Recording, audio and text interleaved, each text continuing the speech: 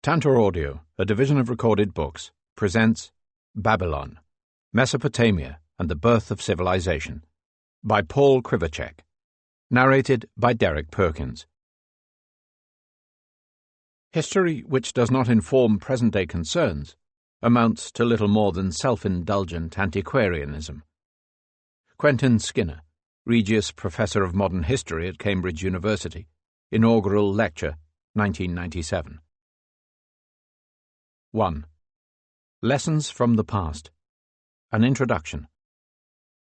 They hanged Saddam Hussein on the first day of the Feast of the Sacrifice, Eid al-Adha, the 30th of December, 2006. It was not a dignified execution.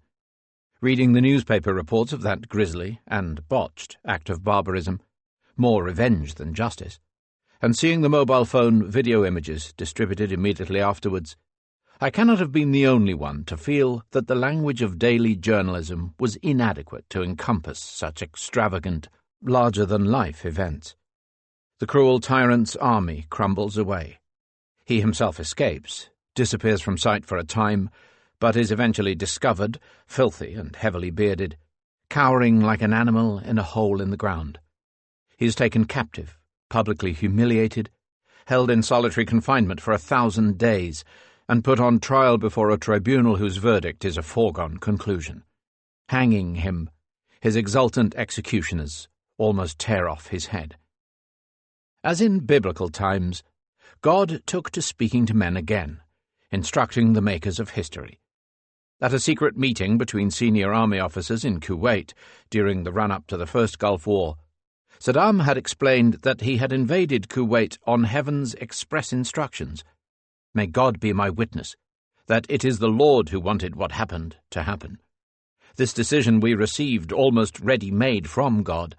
Our role in the decision was almost zero.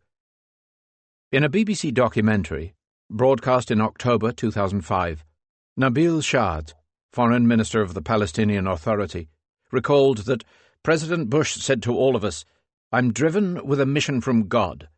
God would tell me, George, go and fight those terrorists in Afghanistan. And I did. And then God would tell me, George, go and end the tyranny in Iraq. And I did. And now again, I feel God's words coming to me." It would have come as no real surprise had the conflict begun with a voice booming out from heaven, crying, "O President Saddam," and continuing, as in the book of Daniel, chapter 4, verse 31, "To thee it is spoken. The kingdom is departed from thee, and they shall drive thee from men, and thy dwelling shall be with the beasts of the field." It takes the language of the Old Testament, the Book of Kings perhaps, to depict the details of Saddam Hussein's end in their. Yet not all communities took up the opportunity. What held the refusers back may have been the very comfort and effectiveness of their village life, with its well-established routines and well-honed survival skills.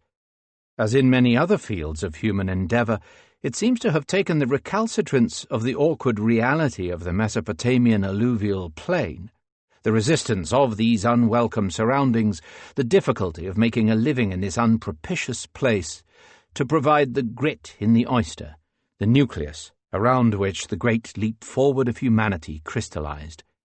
Farming the new land of the Mesopotamian plain, potentially fertile, but actually desolate and barren because of very low annual rainfall, required that people get together to organize systems of irrigation.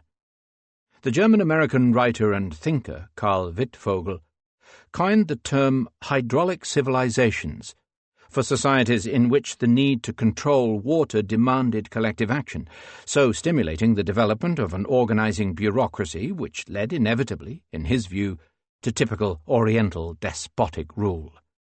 This idea, though highly influential in the earlier 20th century, is no longer much respected by scholars, who accuse Wittfogel of not allowing the facts to stand in the way of an attractive theory.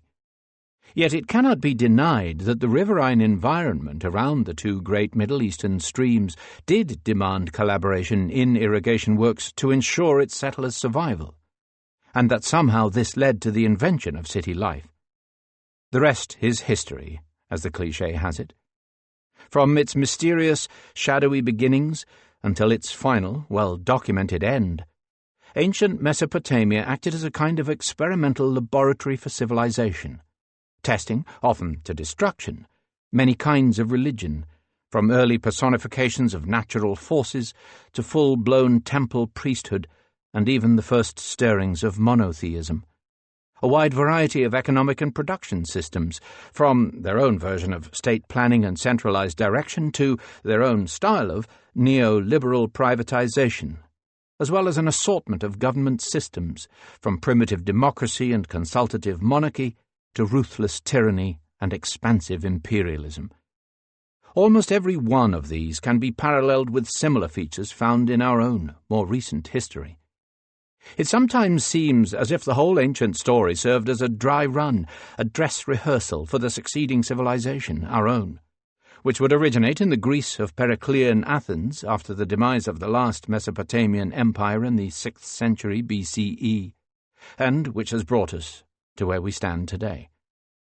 Though the experimenters of antiquity are long dead, their names largely forgotten, their homes buried, their possessions scattered, their fields barren, their temple towers ruined, their cities interred under mounds of dust, their empires remembered, if at all, by name only, their story still promises to teach us much about how we arrived at the way we live now. History may not repeat itself, but, as Mark Twain said, it does rhyme.